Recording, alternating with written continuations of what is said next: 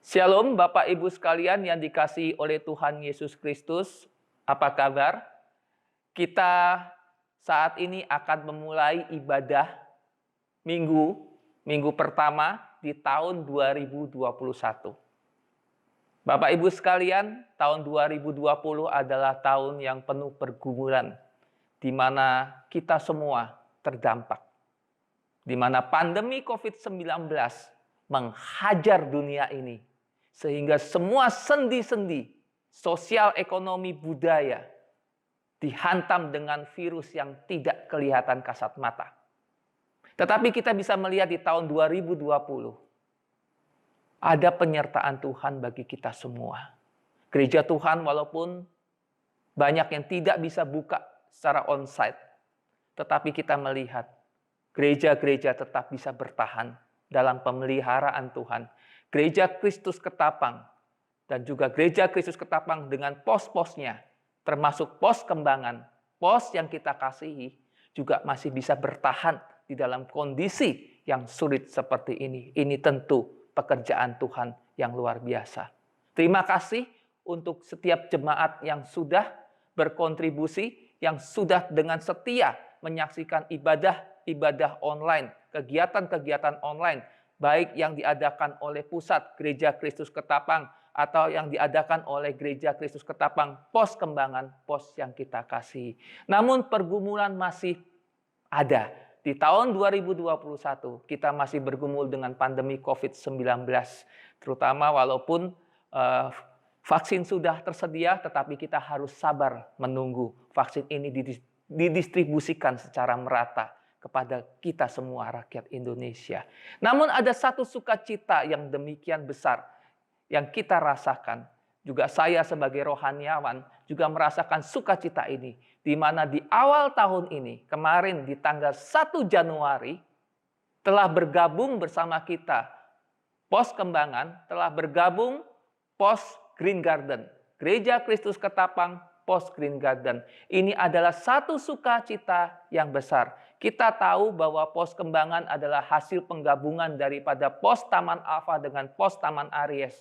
Dan saat ini pos Green Garden bergabung dengan kita semua, dan kita yang menjadi pos kembangan saat ini adalah gabungan dari pos Taman Alfa, pos Taman Aries, dan pos Green Garden. Sehingga Bapak Ibu sekalian, satu sukacita besar dengan bertambahnya lagi pos Green Garden bergabung dengan kita. Bersama-sama kita bekerja untuk Tuhan, memuliakan Tuhan. Tentu apa yang kita inginkan untuk menjadi gereja yang mandiri itu merupakan satu jalan yang mungkin bisa lebih mudah. Karena 3 pos bergabung untuk lebih efisiensi kita memaksimalkan pelayanan kita. Nah, Bapak Ibu sekalian, bukan hanya saya yang bersuka cita sebagai rohaniawan karena pos Green Garden sudah bergabung dengan kita, tetapi juga jemaat-jemaat dan aktivis pos kembangan juga bersuka cita dan menyambut setiap jemaat GKK pos Green Garden. Mari kita lihat.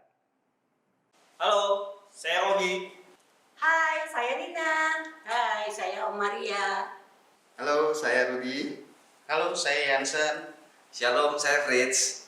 Shalom, saya Veronica. Shalom, saya Nicholas. Hai Hai guys. Saya Stephen. Saya Aulia. Saya Timothy. Halo, saya Ola. Halo, saya Rena.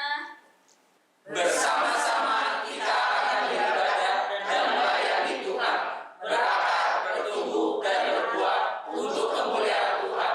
Tuhan Yesus memberkati. Selamat datang jemaat yang dikasihi Tuhan dari pos Green Garden. Selamat bergabung dengan pos kembangan, dan biarlah kita bersama-sama bergandengan tangan, memuji Tuhan, memuliakan Tuhan, dan menjadi berkat bagi orang banyak. Tuhan Yesus memberkati.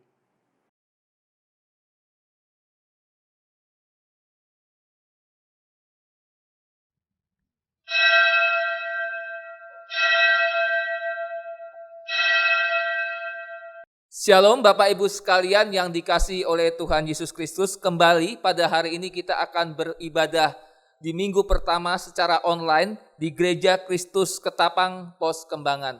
Saya undang Bapak Ibu sekalian untuk bangkit berdiri. Pertolongan kita dalam pertemuan ibadah minggu pertama ini adalah di dalam nama Tuhan yang menjadikan langit dan bumi, yang tetap setia untuk selama-lamanya dan tidak pernah meninggalkan perbuatan tangannya.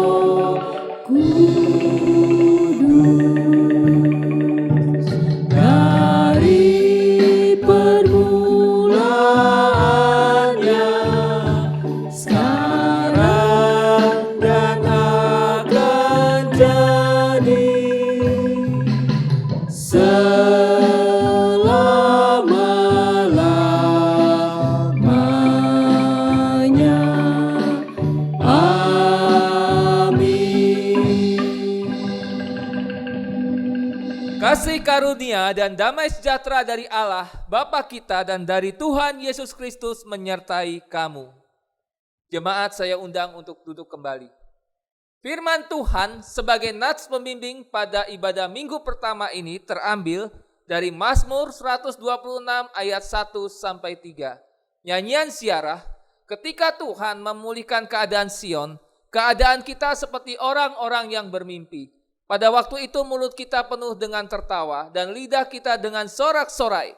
Pada waktu itu berkatalah orang di antara bangsa-bangsa, Tuhan telah melakukan perkara besar kepada orang-orang ini. Tuhan telah melakukan perkara besar kepada kita, maka kita bersuka cita.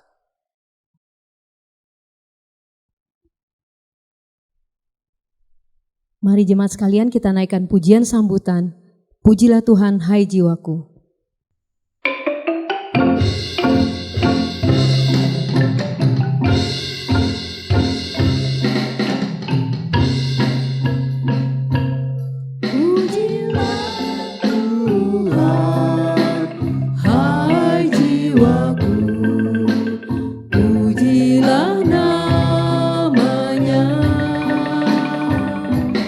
Dengan segenap hati ku sembah namamu yang kudus.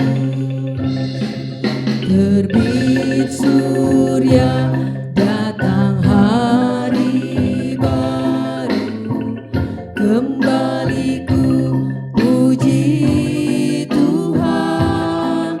Apapun yang lalu, apapun yang di dekatku, ku bernyanyi saat malam tiba. Pujilah Tuhan, hai jiwaku, pujilah namanya. Dengan segenap hati ku sembah namamu yang kudus. Penuh kasih Tuhan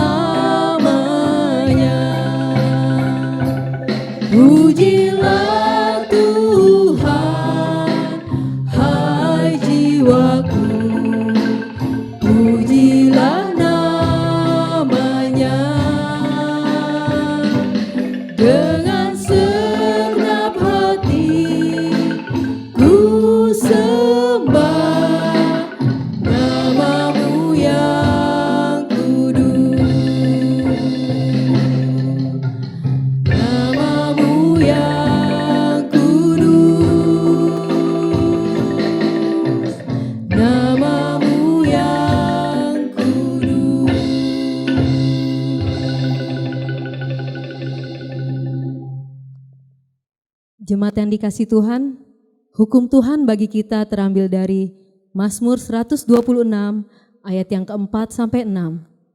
Pulihkanlah keadaan kami ya Tuhan, seperti memulihkan batang air kering di tanah Negeb. Orang-orang yang menabur dengan mencucurkan air mata akan menuai dengan bersorak-sorai. Orang yang berjalan maju dengan menangis sambil menabur benih, pasti pulang dengan sorai-sorai sambil membawa berkas-berkasnya. Jemaat yang terkasih dalam Tuhan Yesus Kristus, marilah kita bersama-sama merendahkan diri di hadapan Tuhan untuk mengakui segala dosa dan kesalahan kita kepadanya, serta memohon pengampunan atas segala dosa dan kesalahan kita.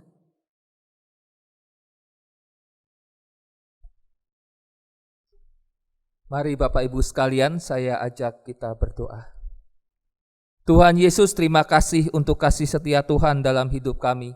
Terima kasih Tuhan untuk hari-hari yang kami lalui, di mana Tuhan senantiasa menyertai kami. Namun pada hari ini Tuhan, kami memohon ampun di hadapan Tuhan untuk setiap dosa dan kesalahan kami. Tuhan ampuni kami. Kami tidak ingin dosa dan kesalahan kami menghalangi kami untuk kami mengerti, untuk kami melakukan kebenaran firman Tuhan. Terima kasih Bapa. Dalam nama Tuhan Yesus kami sudah berdoa. Amin. Bapak Ibu sekalian, kita akan menerima berita anugerah. Bapak Ibu saya undang untuk bangkit berdiri. Bagi kita yang telah mengaku dosa kita dan memohon pengampunan darinya, inilah berita anugerah dari Tuhan yang dinyatakan dalam Yesaya pasal 1 ayat 18.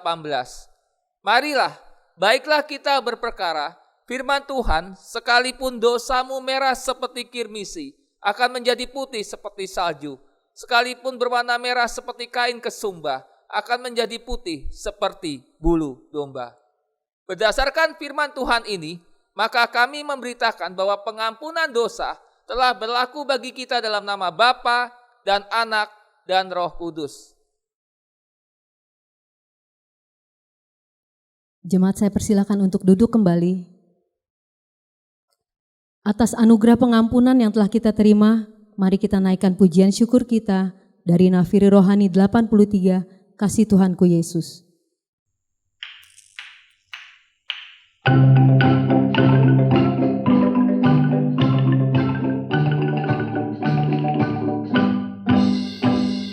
Kasih Tuhanku Yesus bagiku yang kecil, tak terungkapkan lidah, tiada pun terberi. Bebanku dibuangkan, jiwaku pun lepas oleh kasih Tuhanku Yesus yang jelas.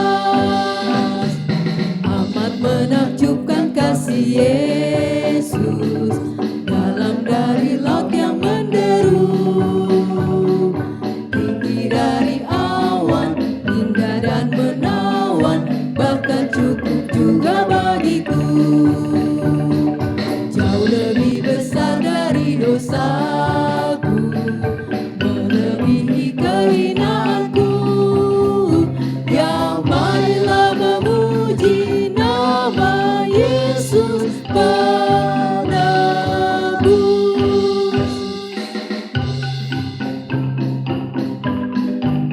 Mari kita menyanyikan baitnya yang kedua. Kasih Tuhanku Yesus, cari yang tersesat, olehnya diampuni dosaku yang berat. Rantaiku diremukkan, aku pun bebaslah, karena kasih Tuhanku Yesus ku megang. Amat menakjubkan kasih Yesus dalam dari laut yang menderu, tinggi dari awan, indah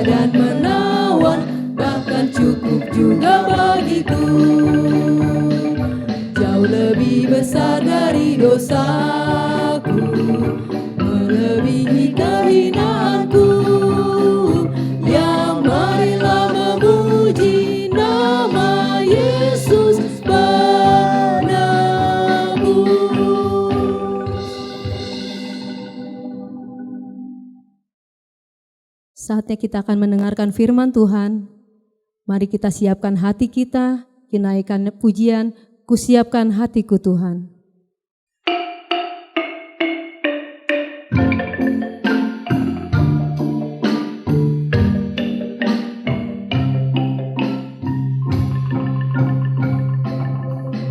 Kusiapkan hatiku Tuhan untuk dengar firman-Mu saat ini. Ku sujud menyembah-Mu Tuhan, masuk hadirat-Mu saat ini. Curahkan urapan-Mu Tuhan bagi jemaat-Mu saat ini. Ku siapkan hatiku Tuhan untuk dengar firman-Mu.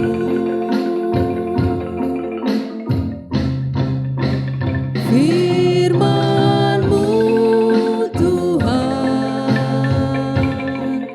tiada berubah.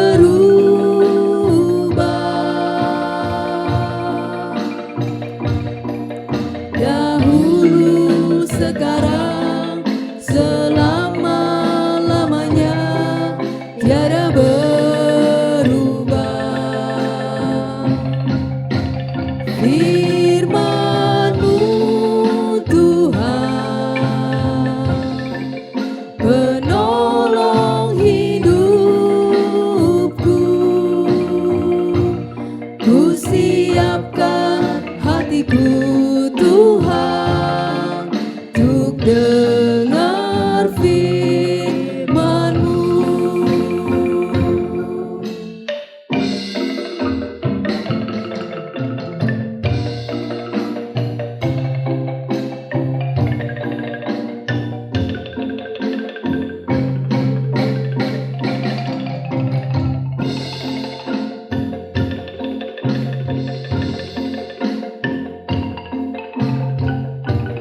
Mari jemaat kita sekalian nyanyikan kali lagi, kusiapkan hatiku Tuhan untuk mendengar firman-Mu.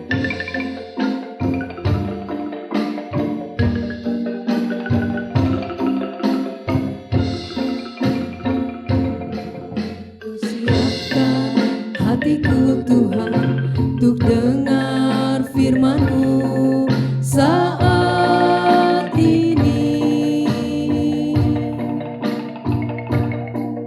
Ku sujud menyembah-Mu Tuhan, masuk hadirat-Mu saat ini. Curahkan urapan-Mu Tuhan bagi jemaat-Mu saat ini. Ku siapkan hatiku Tuhan untuk dengar firman-Mu. Firman-Mu Tuhan tiada berubah. Firman-Mu Tuhan tiada berubah.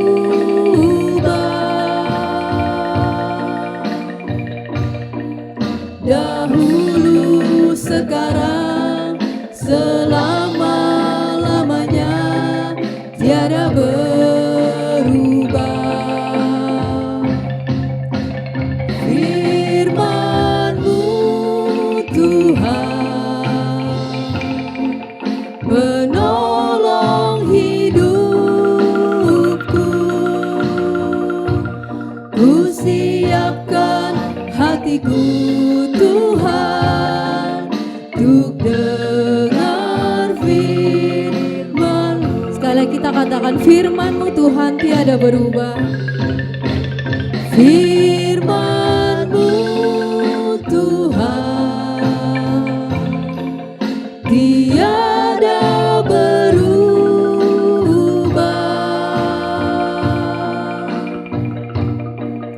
Dahulu,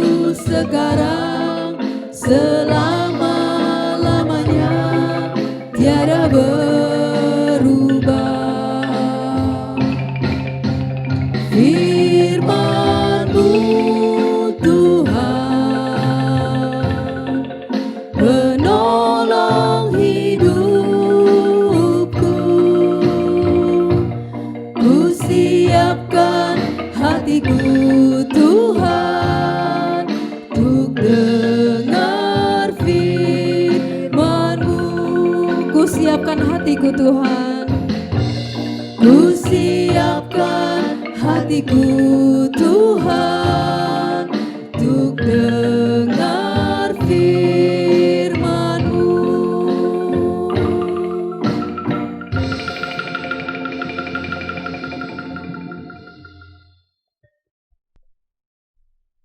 Mari kita berdoa.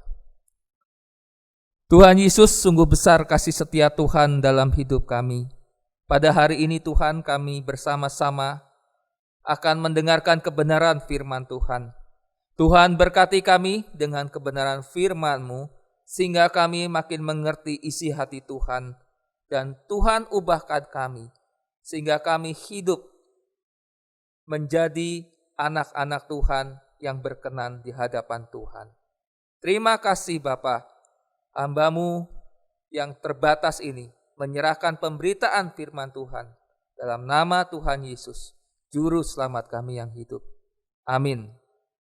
Firman Tuhan pada hari ini terambil dari 1 Raja-Raja pasal 9 ayat 1 sampai 9. 1 Raja-Raja pasal 9 ayat 1 sampai 9. Saya akan membacakannya, Bapak Ibu saya persilahkan menyimaknya dalam hati. Raja-Raja, 1 Raja-Raja pasal 9 ayat 1 sampai 9.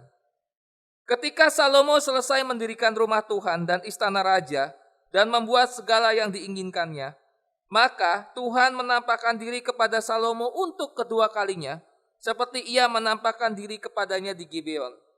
Firman Tuhan kepadanya, telah kudengar doa dan permohonanmu yang kau sampaikan kepadaku. Aku telah menguduskan rumah yang kau dirikan ini untuk membuat namaku tinggal di situ sampai selama-lamanya. Maka mataku dan hatiku akan ada di situ sepanjang masa. Mengenai engkau, jika engkau hidup di hadapanku, sama seperti Daud ayahmu, dengan tulus hati dan dengan benar, dan berbuat sesuai dengan segala yang kuperintahkan kepadamu. Dan jika engkau tetap mengikuti segala ketetapan dan peraturanku, maka aku akan meneguhkan tahta kerajaanmu atas Israel untuk selama-lamanya, seperti yang telah kujanjikan kepada Daud ayahmu dengan berkata, keturunanmu takkan terputus dari tahta kerajaan Israel.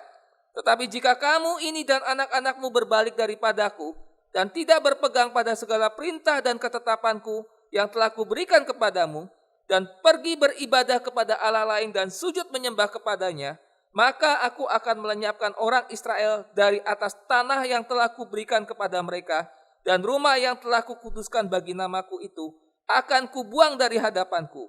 Maka Israel akan menjadi kiasan dan sindiran di antara segala bangsa. Dan rumah ini akan menjadi reruntuhan, sehingga setiap orang yang lewat akan tertegun, bersuit dan berkata, apakah sebabnya Tuhan berbuat yang demikian kepada negeri ini dan kepada rumah ini?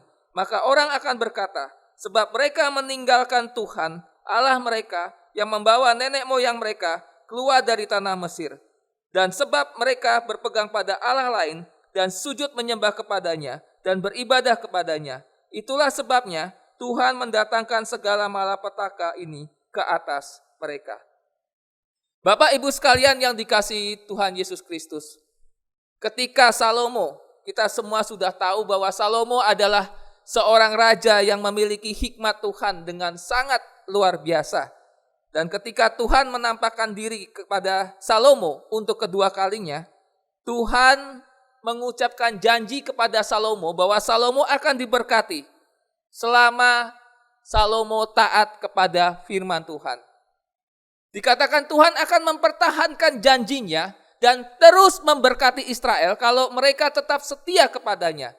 Tetapi Tuhan juga memperingatkan kepada Salomo bahwa Tuhan akan membuang bangsa Israel jika mereka tidak setia kepada Tuhan.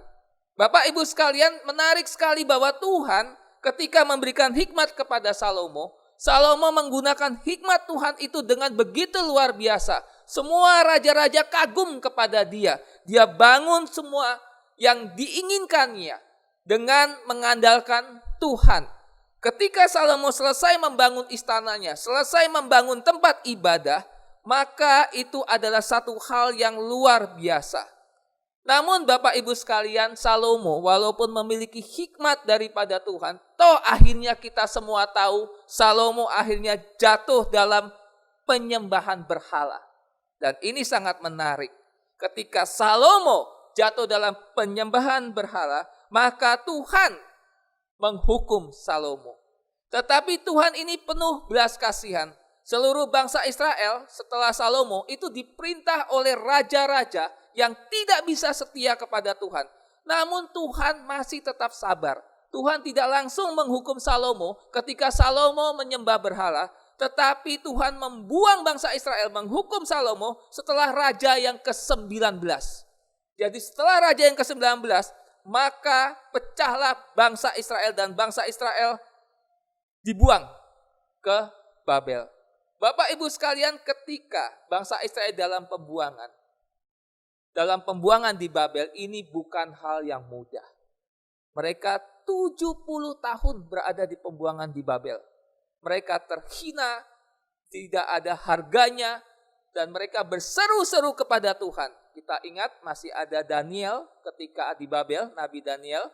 Kemudian kita juga ingat Esther, itu juga zaman-zaman ketika bangsa Israel di pembuangan. 70 tahun mereka dibuang di Babel dengan penuh hinaan. Dan hidup mereka tidak nyaman, tersiksa Bapak Ibu sekalian. Luar biasa. Nah Bapak Ibu sekalian, 70 tahun di Babel. Ketika mereka sudah demikian lama, mereka mendapatkan kesempatan untuk kembali ke Yerusalem. Mereka diberi kesempatan untuk kembali ke Yerusalem. Ini adalah satu sukacita besar. Makanya di dalam Mazmur 126 ayat 1-3 dikatakan, ketika Tuhan memulihkan keadaan Sion, keadaan kita seperti orang-orang yang bermimpi. Pada waktu itu mulut kita penuh dengan tertawa, lidah kita dengan sorak-sorai. Pada waktu itu berkatalah orang di antara bangsa-bangsa, Tuhan telah melakukan perkara besar kepada orang-orang ini. Tuhan telah melakukan perkara besar kepada kita, maka kita bersukacita. Bapak Ibu, ketika mereka kembali dari Babel, mereka bisa pulang kampung ke Yerusalem. Mereka mempunyai harapan besar terhadap Yerusalem. Ingat, 70 tahun mereka di Babel, kemungkinan orang-orang yang tadinya berada di Israel, di Yerusalem sudah meninggal. Dan masuk kepada generasi berikutnya. Dan ketika orang-orang tua ini yang berada di Babel menceritakan kepada anak-anaknya, mungkin mereka menceritakan bagaimana kemegahan Yerusalem, kemegahan Bait Allah, hebatnya Salomo. Sehingga kemungkinan besar anak-anak ini, generasi kedua ini adalah generasi yang mempunyai pemikiran-pemikiran yang baik tentang Yerusalem, bahwa Yerusalem itu sesuatu yang luar biasa. Namun Bapak Ibu sekalian, ketika bangsa ini kembali ke Yerusalem, mereka menemukan bahwa Yerusalem tidak seperti apa yang mereka pikirkan. Yerusalem hancur lebur. Bangsa Israel itu 3 gelombang kembali ke Yerusalem. Jadi tidak semuanya langsung kembali, tetapi 3 gelombang dan dipimpin oleh 3 nabi. Nabi Hagai, Nabi Esra, dan Nehemia. Bangsa Israel ketika melihat Yerusalem hancur, mereka berharap untuk pemulihan Tuhan. Nah Bapak Ibu sekalian, seringkali kita berpikir, ketika kita dalam pergumulan, kita berkata, Tuhan pulihkan saya, Tuhan pulihkan hamba-Mu. Dan seringkali kita berpikir ketika Tuhan memulihkan kita dalam pergumulan kita, kita berharap mujizat terjadi, sakit langsung bisa berdiri. Lagi susah langsung bisa senang, lagi butuh apa Tuhan berikan. Bapak Ibu sekalian, kita belajar dari kisah bangsa Israel kembali ke pembuangan. Ternyata untuk mendapatkan pemulihan, itu bukanlah hal yang mudah. Kita belajar 3 hal, bagaimana bangsa Israel atau kota Yerusalem ini bisa dipulihkan. Yang pertama, syarat daripada pemulihan adalah jangan lupakan Tuhan. Jangan lupakan Tuhan. Gelombang pertama telah kembali ke Yerusalem dipimpin oleh Zerubabel. Setelah Raja Kores menaklukkan Babel dan mengeluarkan titah pada tahun 538 sebelum Masehi, mengizinkan orang Yahudi yang ada di pembuangan untuk kembali ke Yudea. Dan Kores juga mengizinkan pembangunan kembali bait suci. Bapak Ibu sekalian, raja ini mengizinkan bangsa Israel untuk kembali ke Yerusalem. Salah satunya adalah alasan politik. Raja ini ingin mengambil hati orang-orang Yahudi sehingga dengan mudah mengekspansi wilayahnya. Dan singkat cerita, kembalilah gelombang pertama bangsa Israel dari Babel menuju Yerusalem. Dan ketika mereka berjalan menuju Yerusalem, proyek pertamanya adalah harusnya mereka membangun bait Allah. Ketika mereka melihat bait Allah itu hancur, mereka begitu sedih, begitu terpuruk. Ketika melihat kota Yerusalem hancur lebur, mereka lebih jatuh lagi. Dan mereka merasa, ini saya kembali ke tempat yang seperti apa. Sehingga orang-orang Israel yang kembali dari Babel, ketika sampai di Yerusalem, mereka melupakan proyek mereka bahwa mereka harus membangun bait Allah. Sehingga mereka sibuk dengan kebutuhan dirinya sendiri. Bagaimana saya bekerja, bagaimana saya mencari makan, sehingga mereka melupakan pembangunan bait Allah, pembangunan bait suci. Nah, disitulah ada Nabi Hagai. Setelah 16 tahun bangsa Israel melupakan Tuhan, melupakan pekerjaan Tuhan, maka Hagai, Nabi Hagai menegur bangsa Israel. Hagai bicara tentang kesia-siaan selama 16 tahun sejak kembali dari pembuangan. Waktu orang-orang yang seharusnya sudah membangun kembali bait suci, tetapi bangsa Israel malah sibuk memperhatikan perutnya sendiri. Sibuk memperhatikan kebutuhannya sendiri. Bangsa Israel melupakan Tuhan. Bapak Ibu sekalian, bangsa Israel atau bangsa Yahudi mengalami penderitaan yang berat. Bencana alam merusak panen dan membuat mereka miskin saat itu. Dan kesulitan ini membuat mereka mengabaikan pembangunan bait Allah, mengabaikan pekerjaan Tuhan. Sehingga Allah mengutus Hagai untuk menegur bangsa Israel. Bapak Ibu sekalian, begitu pentingnya perut bangsa Israel, perut orang-orang Israel sampai mereka mengalahkan kepentingan pekerjaan Tuhan, membiarkan bait Allah terbengkalai. Bapak Ibu sekalian, bangsa Israel sudah dibebaskan, betul. Bangsa Israel sudah dibebaskan, tetapi bangsa Israel belum dipulihkan. Kenapa bangsa Israel belum dipulihkan? Karena mereka melupakan Tuhan. Pembebasan itu berbeda dengan pemulihan. Bangsa Israel melupakan Tuhan. Bapak Ibu sekalian, sekarang mungkin kita juga seperti bangsa Israel. Berbeban berat, banyak masalah, banyak problem. Dan kita tentu minta sama Tuhan, Tuhan pulihkan kami dengan masalah-masalah kami. Pertanyaannya, apakah kita masih ingat Tuhan? Apakah kita tidak melupakan Tuhan? Ketika dalam pergumulan berat, fokus hidup kita pada siapa? Pada pergumulan kita atau kepada Tuhan?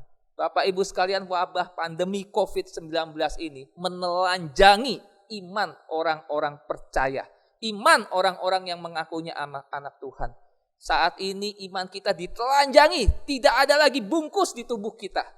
Tidak ada lagi aksesoris Kristen yang bisa dilihat orang lain. Semuanya adalah antara kita dengan Tuhan. Bapak Ibu ibadah online atau tidak ada yang tahu. Bapak Ibu kasih persembahan atau tidak ada yang tahu. Bapak Ibu mau pelayanan atau tidak ada yang tahu. Bapak Ibu mau berdoa atau tidak sama Tuhan, tidak ada yang tahu. Bapak Ibu ikut ibadah doa Zoom, kameranya dimatikan. Bapak Ibu berdoa benar-benar atau malah ke dapur? Tidak ada yang tahu. Tinggal matikan saja kamera. Tidak ada yang tahu. Bapak Ibu sekalian, wabah pandemi COVID ini, gereja tutup, tidak bisa beribadah secara onsite, maka iman kita sebetulnya sedang ditelanjangi. Bapak Ibu yang tadinya aktif di gereja ketika ibadah masih biasa saja, onsite, rajin ke gereja, rajin pelayanan, sekarang ngapain? Bapak Ibu sekalian, pergumulan-pergumulan hidup seringkali membuat kita, anak-anak Tuhan, melupakan Tuhan, tetapi fokus pada kesulitan-kesulitan hidup. Bangsa Israel sampai ditegur oleh Nabi Hagai. Karena apa? Mereka melupakan tugas mereka, yaitu apa? Memulihkan bait Allah. Yang kedua, tadi yang pertama, jangan lupakan Tuhan. Yang kedua, jangan lupakan firman Tuhan. Gelombang pertama sudah lewat. Sekarang tiba gelombang kedua dari Babel. Dan gelombang kedua ini di bawah pimpinan Ezra. Dan ketika dipimpin oleh Ezra, Ezra ini adalah seorang ahli hukum Tuhan. Ezra membantu menyusun kembali kehidupan rakyat dalam bidang agama dan sosial. Sehingga tetap menjaga warisan rohaninya bangsa Israel. Dan Ezra ini sangat tekun di dalam belajar hukum Taurat. Dan dia selalu mengajarkan, kalau Bapak Ibu baca kitab Ezra, isi pengajarannya hidup kudus. Bahkan Ezra 1 pasal mengatakan, jangan menikahi orang-orang kafir. Nah Bapak Ibu sekalian, pada zaman Ezra, bangsa Israel kembali ke Yerusalem setelah melewati pembuangan di Babel. Ya, dengan kembalinya Ezra, mereka harus membangun kembali bait Allah yang rata dengan tanah. Dan pembangunan ini zaman Ezra dimulai pada tahun 536 sebelum Masehi. Tetapi pembangunan bait Allah ini juga mengalami hambatan yang dari luar. Bapak Ibu sekalian yang dikasihi Tuhan, bangsa Israel pada zaman Ezra ini hidup nikah campur, kawin campur, nikah dengan orang-orang kafir, melanggar firman Tuhan. Sehingga Ezra mengingatkan kembali dengan hukum-hukum Tuhan, hukum-hukum Taurat. Di dalam Ezra 7 ayat 10 dikatakan, sebab Ezra telah bertekad untuk meneliti Taurat Tuhan dan melakukannya serta mengajar ketetapan dan peraturan di antara orang Israel. Fokus daripada Ezra adalah menjalankan tugas dan panggilannya sebagai pemimpin umat untuk membawa kembali bangsa Israel mengingat Taurat Tuhan. Bapak Ibu sangat menarik sekali bahwa ternyata orang ingat Tuhan belum tentu suka firman Tuhan. Orang kenal Tuhan, tahu Tuhan, belum tentu suka Taurat Tuhan. Banyak dari kita mengatakan bahwa saya percaya Tuhan Yesus, saya mengasihi Tuhan, tetapi saya tidak pernah merenungkan firman Tuhan. Dan ini banyak terjadi. Ingat Tuhan belum tentu mengasihi atau mempelajari firman Tuhan. Suka Tuhan, percaya Tuhan, belum tentu mau baca firman Tuhan. Bapak Ibu sekalian, di dalam kondisi yang sulit, Ezra masuk ke dalam bangsa Israel ingin mengajarkan, kamu bukan hanya harus mengingat Tuhan, tetapi kamu harus kembali mengingat hukum-hukum Tuhan, supaya kamu tidak melanggar firman Tuhan. Bapak Ibu sekalian yang dikasihi Tuhan, ketika kita hidup saat ini, apakah kita mengingat Tuhan? Tetapi terlebih lagi, apakah kita mencintai firman Tuhan? Kita baca Alkitab setiap hari. Bapak Ibu ingin mendapatkan pemulihan dari Tuhan, tetapi Bapak Ibu tidak mau mengandalkan Tuhan, tidak mengingat Tuhan, tidak mau baca firman Tuhan. Bagaimana pemulihan itu bisa terjadi? Firman Tuhan, Alkitab yang kita pegang pada saat ini adalah firman Tuhan yang menuntun kita kepada jalan kebenaran. Satu-satunya standar hidup orang percaya adalah Alkitab, adalah firman Tuhan. Jangan pernah dalam kondisi sesulit apapun melupakan Alkitab, melupakan baca firman Tuhan, melupakan merenungkan firman Tuhan. Mari kita belajar dari kisah bangsa Israel dalam gelombang kedua ini, bagaimana mereka mulai belajar mempelajari hukum Taurat. Yang ketiga, untuk bisa mendapatkan pemulihan adalah jangan lupa bergumul bersama dengan Tuhan. Bapak Ibu sekalian yang dikasihi Tuhan, dalam gelombang ketiga ini di bawah pimpinan Nehemia. Nehemia proyeknya berbeda. Kalau Ezra, Hagai proyeknya adalah membangun bait Allah, maka Nehemia proyeknya adalah membangun tembok Yerusalem. Tembok Yerusalem ini adalah kebanggaan, pusat kebanggaan bangsa Israel, keagamaan dan peradaban orang Israel. Dan itu adalah hal yang penting untuk membangun tembok Yerusalem. Berita yang Nehemia terima tentang bangsa Israel itu menyakitkan. Ya Bapak Ibu sekalian, bagaimana Nehemia mendengar bagaimana Yerusalem porak-poranda.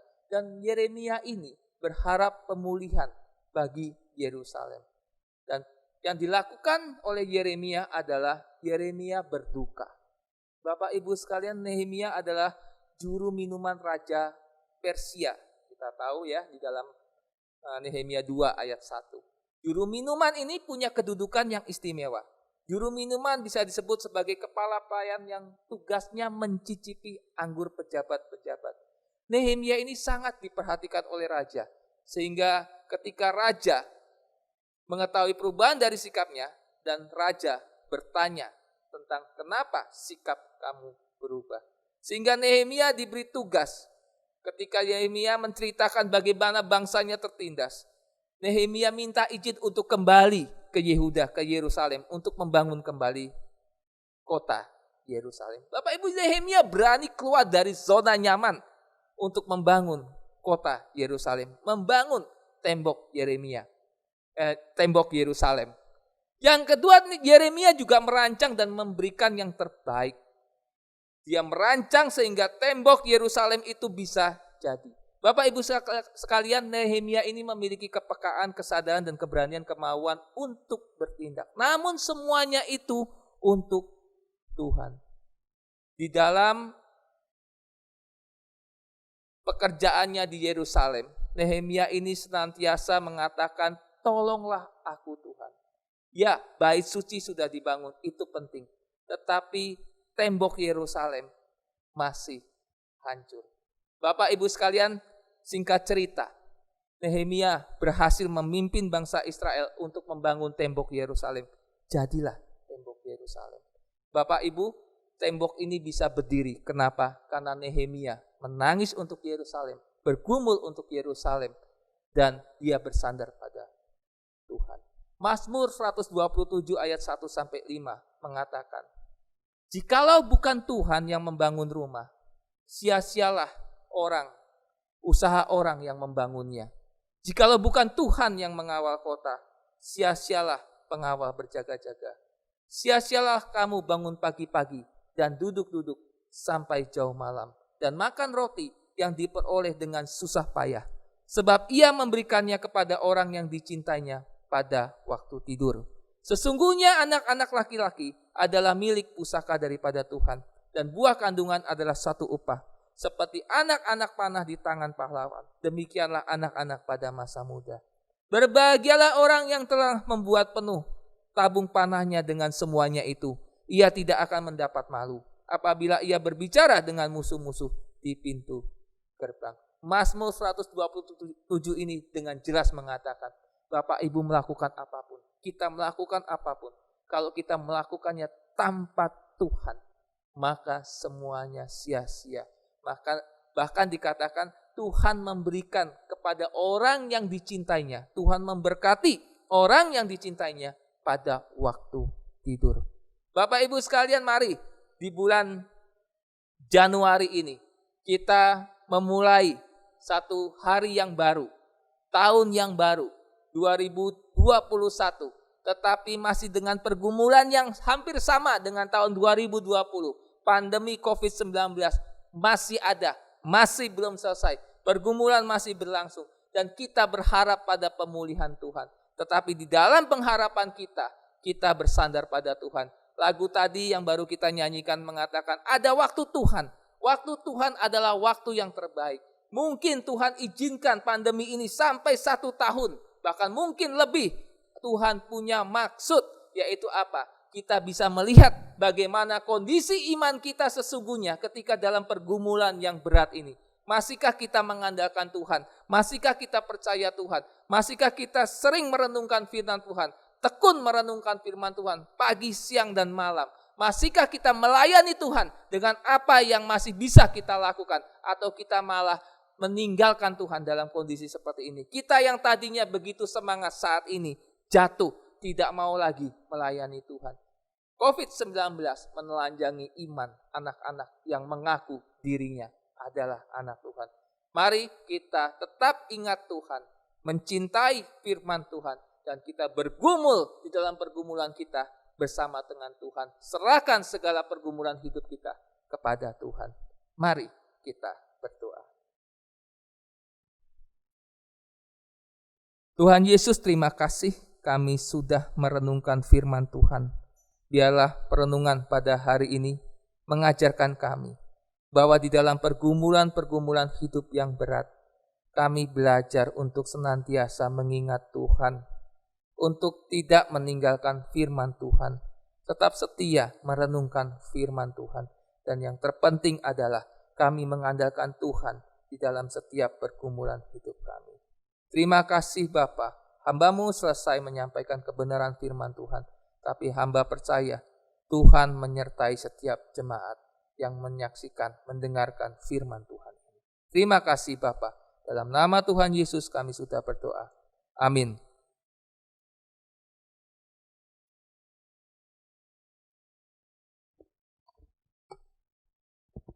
Jemaat saya undang untuk berdiri.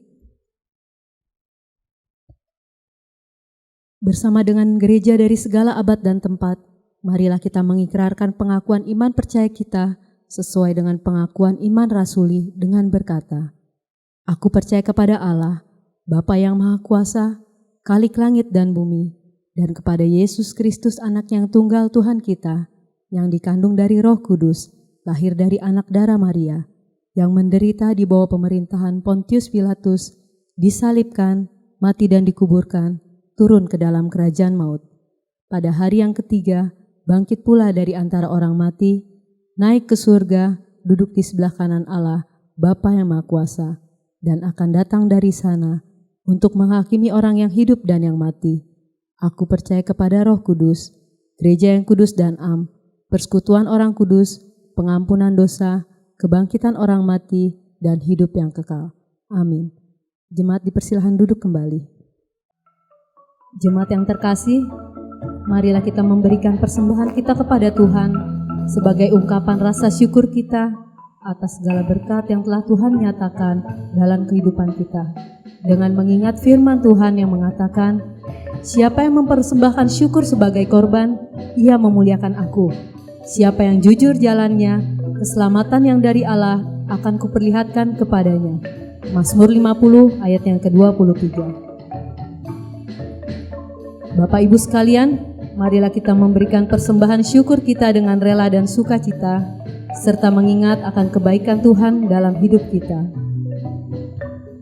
Persembahan syukur dapat dilakukan melalui 3 cara, yaitu dengan mentransfer ke rekening atas nama Gereja Kristus yang tertera pada layar Bapak Ibu sekalian, ke Bank BCA, nomor rekening 012 318 0434, Bank BNI, nomor rekening 001 828 5011, atau melalui scan QR Code, melalui aplikasi GoPay, OVO, dan sebagainya yang tertera di layar.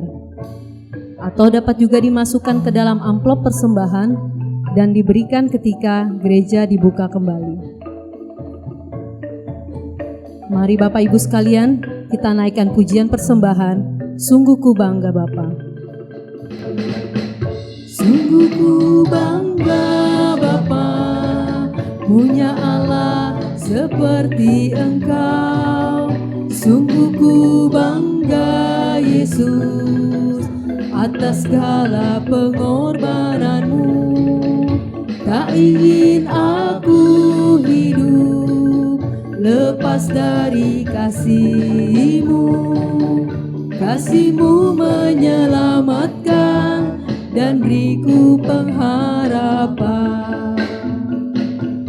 Kini ku persembahkan apa yang aku miliki. Memang tiada berarti bila dibanding dengan kasih-Mu. Namun ku ingin memberi dengan sukacita di hati, karena ku tahu ini menyenangkan hati. Kini ku persembahkan apa yang ku miliki. Kini ku persembahkan apa yang aku miliki. Memang tiada berarti bila dibanding dengan kasih-Mu. Namun sukacita di hati, karena ku tahu ini menyenangkan hatimu.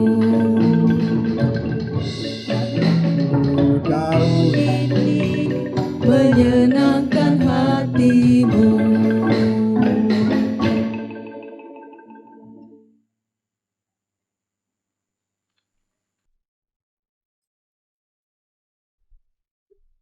Mari kita berdoa. Tuhan Yesus, terima kasih pada hari ini Tuhan izinkan kami untuk memberikan sebagian daripada apa yang kami miliki. Kami persembahkan untuk pekerjaan Tuhan. Dan kami rindu biarlah berkat ini juga dapat dipakai untuk menolong orang-orang yang membutuhkan dan biarlah juga untuk pekerjaan Tuhan. Terima kasih Bapa, dan kami juga teringat untuk setiap jemaat kami yang saat ini bergumul dalam masa pandemi COVID-19. Tuhan tolong supaya mereka juga dapat mengalami pemulihan daripada Tuhan. Berdoa untuk usaha mereka, pekerjaan mereka, kondisi tubuh mereka, kesehatan mereka. Tuhan tolong, Tuhan memulihkan. Tuhan, saat ini gereja-gereja Tuhan sedang melakukan ibadah online karena kami masih belum bisa beribadah secara onsite. Tuhan tolong, walaupun kami beribadah online, tetapi biarlah tetap firman Tuhan menjadi berkat bagi orang-orang yang mendengarkannya. Dan juga bagi gereja-gereja yang sudah memulai ibadah onsite juga Tuhan tolong, supaya juga tidak menjadi klaster-klaster baru COVID-19. Tuhan lindungi mereka sehingga mereka tetap dalam kondisi sehat walaupun beribadah secara onsite. Tuhan, kami juga berdoa untuk vaksin yang sudah ada. Tuhan berkati supaya pendistribusiannya juga dapat berjalan dengan baik sehingga setiap rakyat Indonesia dapat menerima vaksin tersebut dan kami dapat terbebas dari pandemi COVID-19. Tuhan tolong pemimpin-pemimpin bangsa kami sehingga mampu membawa bangsa ini keluar dari pandemi COVID-19 dan ekonomi, sosial, politik kami, budaya kami juga semuanya yang terpengaruh COVID-19 dapat mengalami pemulihan. Terima kasih Bapa, dan kami akan menutup doa kami dengan doa sempurna yang Tuhan Yesus ajarkan. Bapa kami yang di surga, dikuduskanlah namamu, datanglah kerajaan-Mu, jadilah kehendak-Mu di bumi seperti di surga. Berikanlah kami pada hari ini makanan kami yang secukupnya, dan ampunilah kami akan kesalahan kami, seperti kami juga mengampuni orang yang bersalah pada kami. Dan janganlah membawa kami dalam pencobaan, tapi lepaskanlah kami daripada yang jahat, karena Engkaulah yang mempunyai kerajaan dan kuasa dan kemuliaan sampai selama-lamanya. Amin.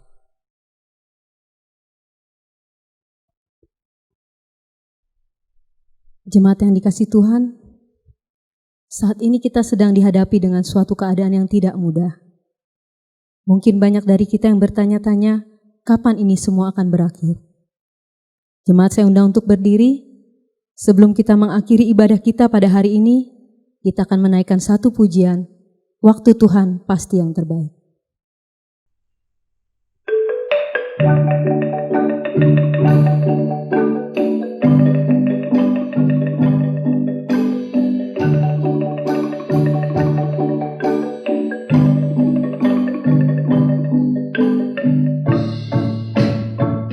Bila Kau izinkan sesuatu terjadi, ku percaya semua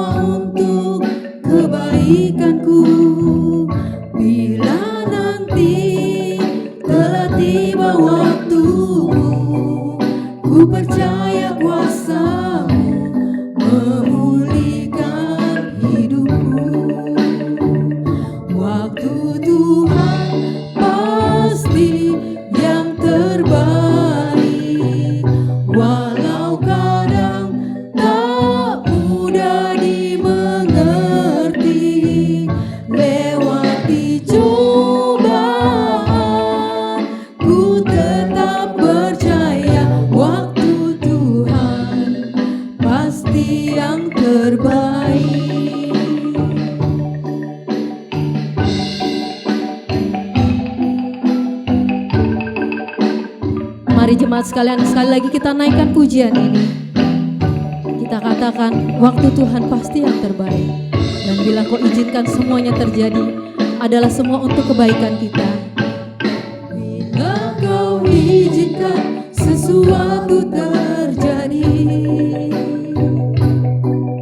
ku percaya semua untuk kebaikanku.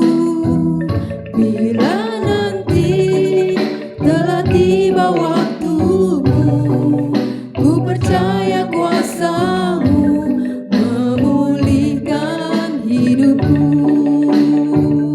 Waktu Tuhan pasti yang terbaik, walau kadang tak mudah dimengerti. Lewati cobaan, ku tetap percaya waktu Tuhan pasti yang terbaik. Sekali kita katakan waktu Tuhan pasti yang terbaik. Tuhan pasti yang terbaik, walau kadang tak mudah dimengerti. Lewati cobaan, ku tetap percaya waktu Tuhan pasti yang terbaik. Lewati cobaan, ku tetap percaya. cobaan, ku tetap percaya waktu Tuhan pasti yang terbaik. Waktu Tuhan pasti yang terbaik.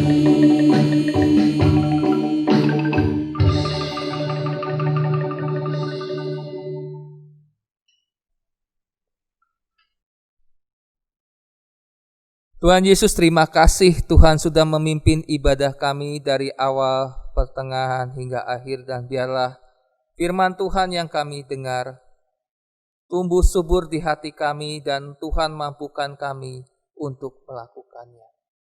Jemaat kekasih Kristus, terimalah berkat Tuhan. Tuhan memberkati engkau dan melindungi engkau. Tuhan menyinari engkau dengan wajah-Nya dan memberi engkau kasih karunia. Tuhan menghadapkan wajah-Nya kepadamu dan memberi engkau damai sejahtera. Amin.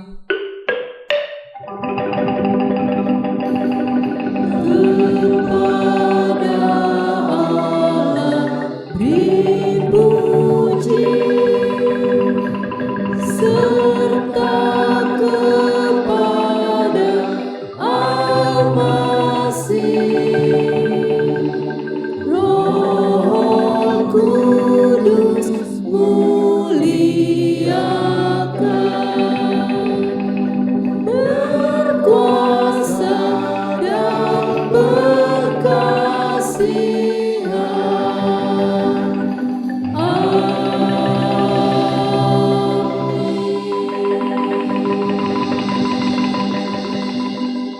Ibadah selesai, silakan duduk saat teduh.